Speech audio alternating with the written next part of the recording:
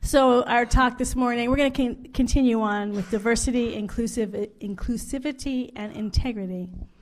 And today I want to talk about, we're going to start with the whole idea of diversity of desires. So I think all of you are aware of what makes this world spin, what makes us here is desire. That if we had no desires, we would just sort of be in but it's desire. We have desire to, and so, well, I shouldn't say desire to because there's infinite desires. And when we wake up in the morning, we have desire. We have desire to function so we can pay our bills and have a place to sleep and food to eat. We have desire to express our soul. We desire to have deeper relationships. We desire to have greater health. We desire to have a deeper relationship with the divine, to wake up to our always already enlightened self. We have a desire not to have certain things as well. We desire not to have suffering in that day. When you wake up, you don't wake up towards suffering. You want not to have suffering. So you want things to go pain-free for the day. So all these desires keep us going and keeps our motor running. And so the question is when we talk about diversity, what happens, I believe, is we start also opening up to all sorts of other people's worlds who have very different worlds than ours. That's what makes them diverse. I also want to remind us diverse does not mean separate. Diversity comes from the one power, one presence. There's not a separation. So we're taking in all this diversity around us. So we have all these desires going on inside of us. And then all these desires, and the more we become inclusive, we can feel overwhelmed. And I think that's a little bit of what's happening in our world today, is we feel a little pushback from that overwhelm of being open to everything. And feel like, well, who am I in all of this? So the challenge becomes is how to be in integrity and be not just open to diversity, but inclusive. Include all that diversity into our being and yet be fully who we are and not get lost in it. If we just take out the external diversity and we just work with our own internal diversity, that's challenging enough. If we look at all the different desires that we have in a day, they often are in conflict. I know just an easy one for me there was a time where I was moving back and forth between the East and the West Coast.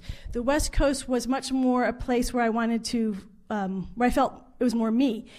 I could explore my spiritual self, my spiritual desire, spiritual community. The East Coast was where all my family was. And I love being around my family. I just enjoy them. Call me crazy. So I was going back and forth, and I couldn't decide. So I'd spend 2 years there, and I'd move again, and then I'd move again, because I couldn't. It was those conflicting desires that couldn't find a harmonious answer to it. And I think we have that all the time. Like, I want to create enough financial stability in my life so I can have a nice home and food and a nice life, but at the same time my soul wants to express, and those two don't always go in alignment, that what makes my soul sing in the day isn't what's going to pay the bills, and that's important to me too. And so we have all these conflicting, those are sort of obvious ones, but the more we start paying attention to what our desires are, we start to notice that we have many of them. And when I talk to people, sometimes people aren't even aware of what your desires are. So I'm asking us to be more conscious of what our desires are. We have desires going on all day long, and many of them. When we're having a conversation, we're having a desire in that conversation to be just conscious of it without judgment, good or bad, just recognizing that diversity. And then when we realize how much desire we have going on inside of us, recognizing that every person with whom we come in contact also has a lot of desires. And then we come in with different religions and cultures and political perspectives, and there's all these desires wrapped up in that. So there's just a lot of diversity that we are in contact and flowing with internally and externally. I'll tell you one last conflict that I had, because it'll bring us to where I want to go.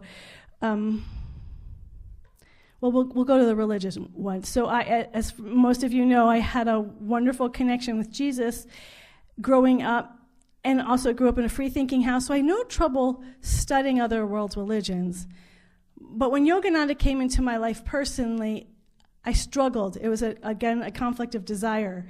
And I was realizing it made me look at why would what my true authentic feeling was about Jesus, because I felt like I was betraying Jesus, and why, if Jesus was unconditionally loving, why would I feel that way?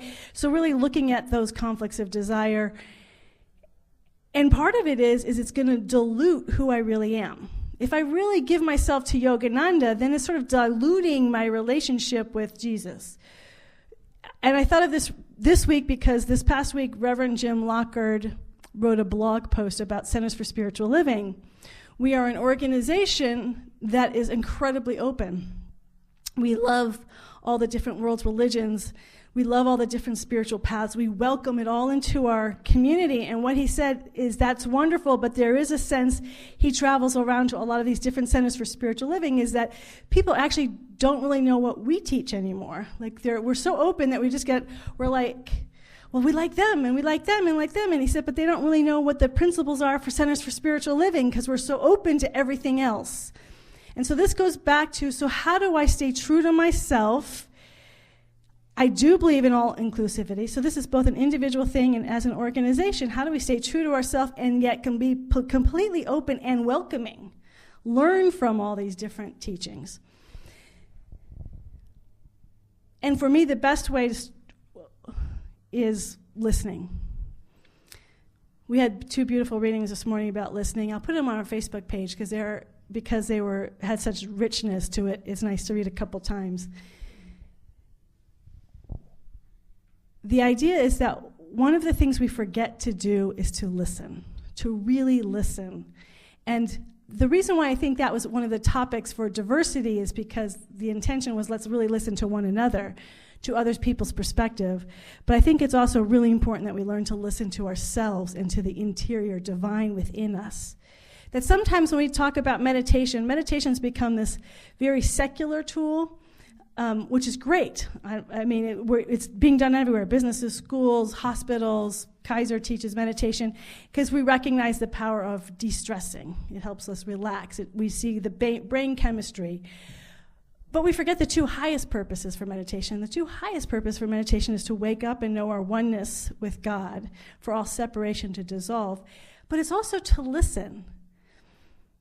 At the core of our teaching here is that we believe that there's not only this one power and one presence, but it's not just an isness. It's just not sort of this blank page, isness, I am presence. It has volition. It has intelligence. It is evolving this entire planet. It's involved, not only has it evolved this planet Earth, it's done the galaxy and the galaxies upon galaxies and multi-dimensional realities upon which we can never fully realize from our human state of consciousness. It's that vast and it's that intelligent. And to know that vastness of intelligence, that intelligence beyond anything we can ever imagine, is closer to us than our very breath. That intelligence is actually sincerely interested in every one of its creation, including us. And so really that's the essence that I want to share here today, is for us to look at, do we listen and believe that there is a presence within us that actually cares about us? One of my favorite ways that Paramahansa Yogananda does talk about God is as a friend. And we can talk about God as this great spiritual teacher, guide, presence, intelligent, love force, energy. Most people I know like to talk about it as energy. It's moving around, it's light. I can feel it, I can intuit it. But it's not something we have conversations with. It's not something that actually speaks to us. And I think one of the reasons why it doesn't speak to us, or it does, it is always speaking to us, is because we have so much going on in our head. We have so many desires going around in our head that we can't actually stop those desires for a second to listen to what it wants to tell us. So that tells us 2 things. We have stuff that needs to be said. Stream of consciousness. Sometimes I think we just need to vent. And we all need that process. So however you do that, whether it's journaling, I know some of you like to go on long walks. Actually, we have a lot of hikers here. And if you use that hiking just to like physically, emotionally, just get out, blah, blah, blah, stream of consciousness, get it out, get it out, get it out. To just make yourself exhausted almost, verbally or emotionally, mentally, to allow the presence to start speaking to us. It already is, to hear what is already saying. But there's another aspect of when we're talking there was a beautiful story shared, and I want to share it. What's his name? Ken Nieburn, N-E-B-U-R-E-N. He wrote a book, Make Me an Instrument of Your Peace. He tells this beautiful story. He's talking to an actor. And I remember from when I was in acting school, they would tell us when the other person that you're acting with, they're talking, our job was not to just sort of kind of just like wait until their lines were done and then say our lines. We had to be intensely listening. So even though the focus is on that person, if we're just sort of like this, the whole audience is sort of like this. How we respond to that person talking, how well we are listening and being fully present in the moment has everything to do with how that person is being received. And that's interesting, huh? So he's not telling me, in his book, he tells the story of he's having a conversation. His friend, he said, is this incredible actor, is able to create these incredible space, whatever role he's in. He's just an extraordinary actor. And he said he was talking with him, and he was telling him a story, and he said, I'm telling it, and I'm talking, and then I realized I'm just sort of rambling. I don't know if you've ever done that. You just start talking, you're like, I don't even know what I was saying anymore. Sorry. So he says, I'm sorry, I just totally lost track of what I was saying. I just started rambling there. And you know what his friend, the actor, said? He said, no, it wasn't your fault. It was my fault. I wasn't listening. And I thought, wow, isn't that interesting? And that's a really deep awareness when we speak to God. So I want to talk about the difference between stream of consciousness, when we have to vent, when we just have to get all the stuff out of our blah, blah, blah, blah, blah, blah, blah, blah. That's just to release, to create space. But that's different than really sharing about where we are and really expecting someone to listen, that someone's actually hearing our words. And so when we're talking to this divine love intelligence of the universe, first of all, ask yourself, do you believe there's something that's actually listening to you? Because what you're going to find is if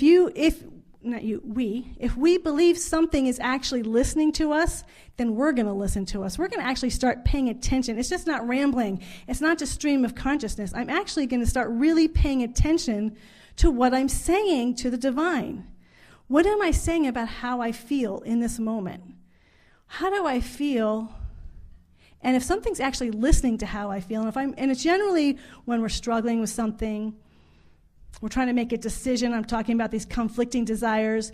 If we just start talking about how we feel, what I've noticed is that what I really think was bothering me, if I keep talking with the sense that something's actually listening to me, I go deeper and deeper into what I'm really feeling. The surface, it just gets deeper and deeper. And then the deepest fear or the deepest anxiety about making a wrong decision and what will be the consequences if I make that wrong decision and what it says about who I am, or what if I'm being asked to change and blah, blah. Whatever the feeling is, it starts to get more authentic. I feel it goes down into my soul. But I only get there, I've noticed this, if I really believe something is listening. If I'm just sort of rambling in my head and I don't think anything's really listening to me, I'm just talking in my head, it's just chatter. So I want us to really look at this idea, if we want to be in integrity, I think my intention here is to really start examining, is this divine presence a friend? And integrity. Because a friend's going to want us to stay in integrity. What else do we know about friends? Friends want only what's best for us.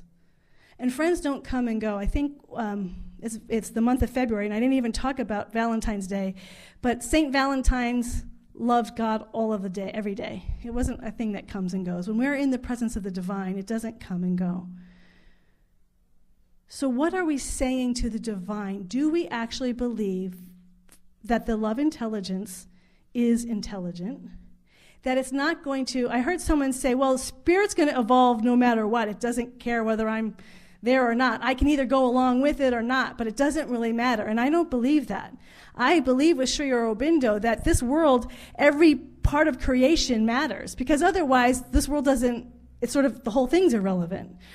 If all of it just doesn't matter, it's just going to do what it does regardless of whatever we do, then all creation is irrelevant, and the only thing that matters is just sitting out in bliss and not doing anything, which is actually what Ramana Maharshi did do, because he believed that. So if you believe that, that's great, but it does not resonate with my sense of the divine, which is that creation is important. And as soon as we make, for 1 second, the belief that creation actually is important, that means that we are important, and that means that it does care what we feel and think in every moment, that it's not going to just keep evolving regardless of whatever we think. It actually matters in the depths of our being. It's listening because it cares. That's an inherent quality. It's listening just as a friend listens because they care. It's listening to us because it cares deeply, profoundly about how we feel about our day. Something as small as, how is our day going to go? What are my concerns about my meeting today? Am I going to be able to get it all done? But I feel like something's missing from my day today. It feels empty, like it's going to be productive, but there's no soul to it. What all those different things, it cares about all of it. And if we believe that, then we start to care about our day too. One of the things they've discovered about conversation is that it's not just about listening. That when people rate satisfaction of conversation, we always say, we just want to be heard. That's actually not the highest level of satisfaction in a conversation. We absolutely want to be heard. We want to know that what we've just said was not misinterpreted or just sort of sloshed over, and that they just sort of talked over us and said their point of view, but they actually really heard us, and then give us feedback on what we heard. We want it. It's like, okay, you heard me, now tell me what you think about that. Or we want there to be a flow to make that conversation really satisfying. And if we don't, then we're sort of in our little selfish, narcissistic world. Unless it's just venting. Sometimes we just need to do it to heal. But if we're just only always wanting to be heard, but we don't want feedback, that means we're just trying to stay safe. But a friend, we trust our friend. We want feedback from our friend because we know our friend loves us. We know our friend only wants what's good for us. So if we believe the love intelligence of the universe only wants what's good for us, we as Paramanta Yogananda also says, is that often we talk to God, but we don't stop to listen. We don't expect a response. But the highest level of conversation is getting a response. So we're speaking, really expecting to be heard, and then we go into meditation. So if your meditation in the morning, so my invitation this week is just for 1 week. You might think it may not, just like we all have different things that resonate, this may not resonate with you at all. If it doesn't, ask yourself why. What part of it doesn't resonate? But if it does, just try this for 1 week and just see. In the morning, before you do your 10-minute to 40-minute silent meditation, let your intention be to hear, before you start the meditation, feel into what you're feeling. What do I feel about my desires right now? I have desires for this day. How am I feeling about that? And communicate it to something that is listening to you, listening to your heart, listens to your feelings, the vibration of what you're sharing. You can share it out loud or in your head, but it really is feeling into your heart. It's listening to you. And that can only take like 5 minutes, depends how long it takes you to get in touch with what you're feeling and being able to express it. And then use your meditation to listen for the response. Just go be quiet and listen. Is it revealing anything about what you've just said? Is it giving you any information? And what I find is oftentimes I don't get something in the actual meditation, but then as I go through the day, the insights will start coming and flowing. And that's when we really know that this is a presence that is in relationship with us all of the time, that we have a best friend that is constantly in dialogue with us, constantly interacting with us about every area of our life, every concern that we have. It is helping us with those concerns. It is caring about us. It will sometimes stretch us. The whole idea of comfort the afflicted and afflict the comfortable. Sometimes it will stretch us if things were getting too easy on ourselves. It will say, well, well, let's maybe try a little here. Or if it's been really hard, here's a place where you can soothe yourself and be more caring towards yourself. It will know. It knows us better than we know ourselves. We trust this friend. And then at the end of the day, I know many of you have like a gratitude practice where you write the things that you're grateful for. Or you may have a forgiveness practice that you do at the end of the day of things you want to forgive others or yourself for. Or just evaluation of your day. But we do that again, usually by ourselves. I'm being grateful, but who are you grateful to? Who are you telling that to? Or the forgiveness. So just for 1 week, just to try this. So you're doing it consciously morning and night, once in the morning, once in the night. You're just checking in with yourself. How am I feeling about today? And then talk about it as if something, this presence, not as it, well, you can as if it is, this love intelligence is listening to you. It's really listening to how you felt about the day. And then you may get some information. Then just listen for a few minutes, see if you get any information from what after you've shared, really knowing you've been heard. You always have to know that you've been heard first, like really feel like you've been heard. Then listen. If you don't get anything, go to sleep with that. Go to sleep, open and available to any guidance or messages or anything that happens in the night. Often what will happen for me, I don't know if it happens to you, I wake up and the dreams might be a little weird. So I might start talking about how I feel about my dreams. And now it's like, what did that have to do with my day yesterday? And why, And so there's a relationship that starts to grow. To really know that we're not just saying, these aren't just words, that we're on this, that we have this divine presence, we're co-creating our universe.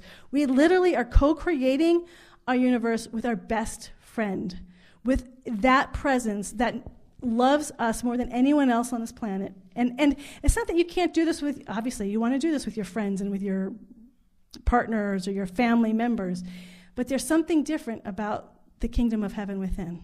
It knows, it has an intelligence beyond anything we can imagine. And it cares about us because we're its creation. If you have anything that you've created, whether it's a book or a piece of music or a parent, you know that there's something about something you've created that you feel so intimately tied with and so connected with. Do you all know that feeling? Something you've created, just like, that's something I've created. We care about, if it spoke, we would care what it had to say because it's a part of us. That's what we are. We are a beautiful expression of God. It cares profoundly what we're feeling. And I think ultimately this also comes to abundance because I think we still think of, we say we don't, but we can still think of God in limited ways. Like God's just a big human being, so it's going to be tired. It's going to get sick of us.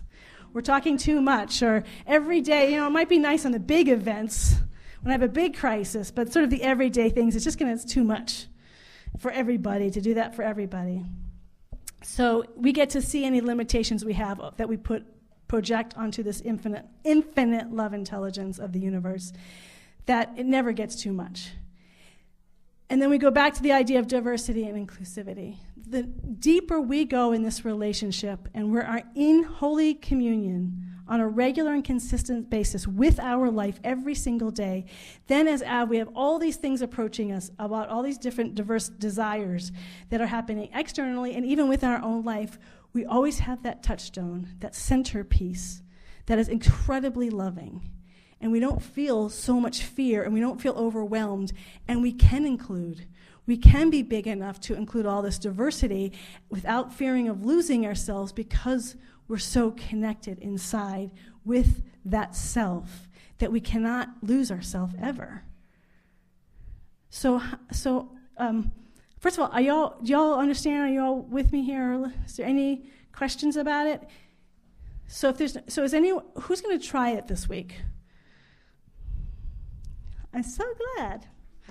I'm holding you to it next week. Now you all won't come next week. No, I'm kidding. Where'd they all go?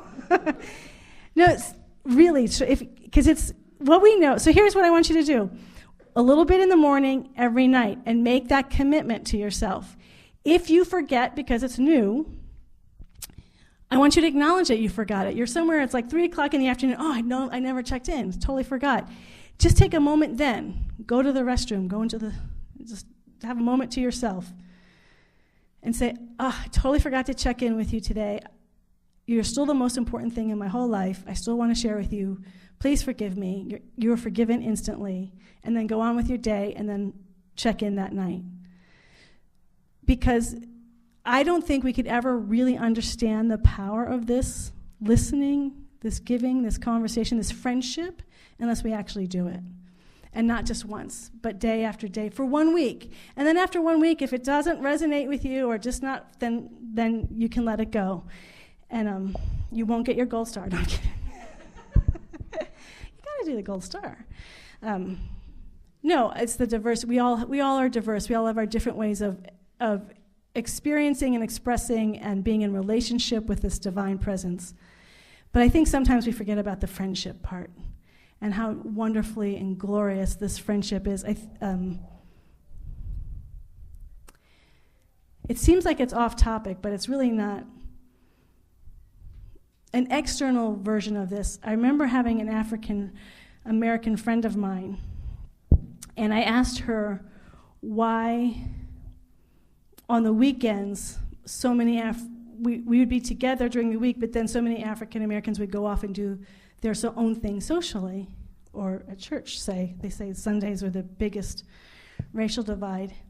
And she said, Harriet, imagine you're around different people all day long at your work, everywhere you go. You see it on TV, you see it in the billboards. When you want to relax, you just want to be with people that sort of look like you, sort of share a cultural resonance.